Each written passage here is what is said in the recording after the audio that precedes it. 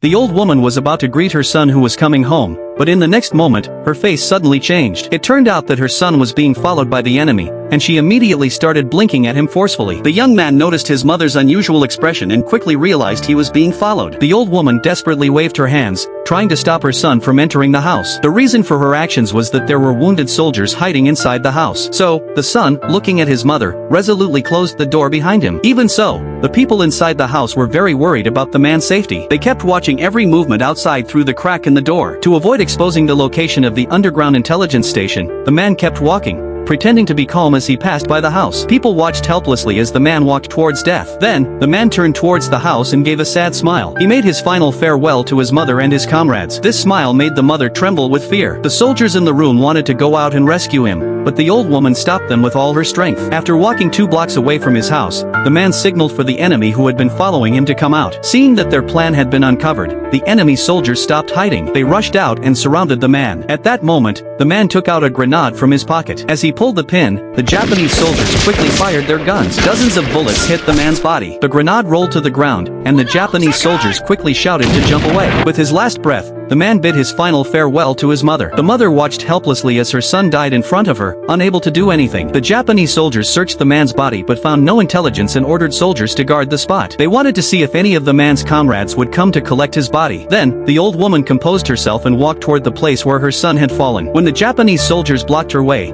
she claimed to be the owner of a coffin shop. If a dead person is lying at my doorstep, they must be buried. The Japanese soldiers ignored her, but the old woman insisted on collecting her son's body. She then knelt beside her son and cried out in sorrow. At that moment, the Japanese soldiers immediately drew their pistols, aiming to kill her. Just then, the villagers rushed forward, protesting the Japanese soldiers' actions. As the crowd grew larger, their anger became undeniable. The Japanese soldiers, not daring to act arrogantly, put away their weapons and angrily withdrew. The old woman immediately knelt on the ground, thanking all the villagers who spoke out in her favor.